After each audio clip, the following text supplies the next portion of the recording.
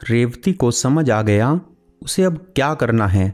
उसने लिस्ट बनाई और पापा जी को जाकर दे दिया और कमरे में आकर अपनी बेटी शुभी के साथ खेलने लगी और साथ ही इंतज़ार करने लगी कब सासू जी के गुस्से का बम उसके ऊपर गिरेगा।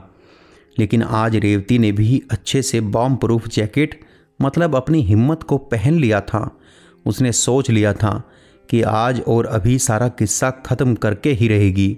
10 मिनट ही बीते थे कि सासू जी नैना देवी कमरे में साड़ी का पल्लू कमर में खोसती हुई गुस्से से घुसी। बहू, शर्म लिहाज क्या चूल्हे में झोंक दिया? यह क्या लिस्ट पकड़ा आई हो अपने ससुर जी को? क्यों मम्मी जी, लिस्ट बहुत लंबी हो गई है क्या? अरे मम्मी जी, सामान और भी मंगवाना है, लेकिन सोचा कि अगली बार की लिस्ट में लिख दूंगी। रेवती ने भी बहुत ही मासूमियत से कहा। दिमाग खराब हो गया है क्या? कभी सुना कि एक बहू ने ससुर से यह सब सामान मंगवाया? क्या यही संस्कार तुमने सीखे हैं? एक बहू को यह सब शोभा नहीं देता। अरे ये सामान तुम खुद मंगवा सकती थी, या तुम मुझसे कहती मैं मंगवा देती, या फिर रिंकी ला देती। नैना देवी का पारा चढ़ता ही जा रहा था। मम्मी जी, आप शायद भूल रही हैं कि मैंने आपसे 2 दिन पहले ही कहा था कि मुझे कुछ ज़रूरी सामान मंगवाना है। तो आपने ही कहा था कि संडे को तुम्हारे पापा जी बाजार जाएंगे तो ले आएंगे।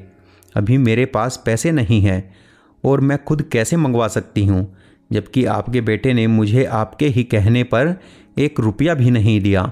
कुछ याद आया मम्मी जी? रेवती ने सासू जी को याद दिलाया। रेवती का ससुराल गांव में है और उसकी शादी को 3 साल हो चुके हैं। उसका पति अजय दूसरे शहर में नौकरी करता है।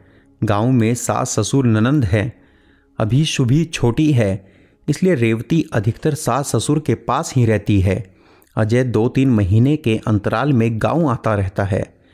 जाते समय सासू जी रेवती और बेटी शुभी के खर्चों के नाम पर अपने लिए अजय से मोटी रकम ले लेती थी। रेवती जब अपने लिए पैसे अजय से मांगती तो नैना देवी चीनी की बोरी बन जाती और कहती, क्या करोगी तुम पैसा लेकर? अरे यहाँ हम हैं, तुम्हारे पापा जी हैं, तुमको जो चाहिए होगा मुझसे या पापा जी से कहना, सब ला देंगे। यह उस समय की बात है जब सैलरी हाथ से मिलती थी। एटीएम या कहिए डिजिटल शब्द सिर्फ शब्द था। फिर भी मम्मी जी, कुछ तो मेरे पास होना चाहिए। ऐसी बहुत सी ज़रूरतें होती हैं, वो आप लोगों से कैसे मंगवा सकती हूँ? और शुभी का भी सामान है, आपने भी तो इनसे पैसे लिए हैं। रेवती नैना देवी को समझाने की कोशिश करती है। ओ, अब समझे हम। तुमको इस बात से जलन हो रही है कि मेरे बेटे ने अपनी सैलरी मुझे दे दी। और फिर नैना देवी का इमोशनल नौटंकी चालू हो गया। देखो बेटा, मैं तुमसे कह रही थी कि बहू और रिंकी में मैं कोई फ़र्क नहीं करती, लेकिन तुम्हारी बीवी मुझे माँ नहीं समझती। कोई बात नहीं बेटा, इसके मन की तसल्ली के लिए इसे 100 रुपये दे दो। और फिर अजय से पर्स लेकर उसमें से 100 रुपये निकाल कर रेवती के हाथ में रख दिए। मम्मी जी, अपना हक मांग रही हूँ, कोई भीख नहीं। ये पैसे भी आप ही रख लीजिए। और रेवती ने 100 रुपये वापस कर दिए। वैसे तो रेवती और शुभी की ज़रूरत का सारा सामान अजय से मंगवा लेती है, लेकिन कितना और कब तक का? कुछ न कुछ सामान कम हो ही जाता और उसके पास पैसे भी नहीं थे कि वो खुद मंगवा ले। उस समय उसे नैना देवी के आगे मिन्नतें करनी पड़ती। लेकिन मजाल है कि नैना देवी एक पैसा भी खर्चे के लिए रेवती को दे दे। हर बार की तरह इस बार जब अजय वापस जाने लगा तो अजय रेवती को भी पैसे देने लगा। तो नैना देवी, जो हमेशा कमरे के इर्द गिर्द ही घूमती रहती थी, तुरंत अंदर आ गई। अरे बेटा, इसने फिर तुमसे पैसे मांगे? रेवती, तुमको सोचना चाहिए कि मेरा पति इतनी दूर जाएगा, उसके पर्स में पैसे हैं भी या नहीं, और फिर हम लोग कौन सी कमी रखते हैं? तुमको जो भी सामान चाहिए होता है हम लोग क्या लाकर नहीं देते? बेटा तू जा, इसका हर बार का यही नाटक है। रेवती, जब मम्मी पापा तुमको किसी चीज़ की कमी नहीं रखते तो तुम हर बार रोना क्यों रोती हो कि अपनी ज़रूरत का सामान किससे मंगवाऊं? शुक्र करो कि तुमको मम्मी जैसी समझदार और केयरिंग सास मिली है। अजय ने रेवती को ही डांट दिया। इस बार रेवती को समझ आ गया उसे अब क्या करना है। उसने लिस्ट में अपने लिए body lotion, hair removal cream के साथ साथ सैनिटरी पैड भी लिख दिया।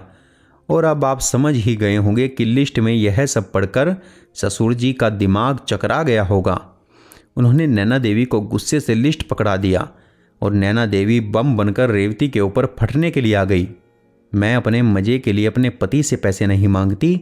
औरतों की बहुत सी ज़रूरतें होती हैं जो वो अपने ससुर से तो क्या अपने पापा से भी नहीं मंगवा सकती। लेकिन आप यह बात समझकर भी नहीं समझना चाहती। आपको पापा जी की सैलरी पर भी हक चाहिए और बेटे की भी। बेटे के सामने ममतामयी सास बनने का स्वांग रचती हैं और पीठ पीछे बहू को सताने के 100 उपाय ढूंढती हैं।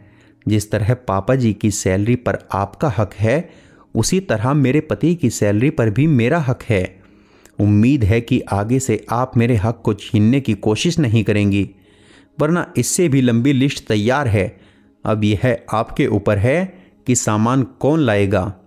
रेवती की बात सुनकर नैना देवी की बोलती बंद हो गई। आज उन्हें समझ आ गया कि उनकी होशियारी उन्हीं पर भारी पड़ गई। दोस्तों, आप रेवती की बात से सहमत हैं या नहीं, यह कमेंट करके ज़रूर बताएं।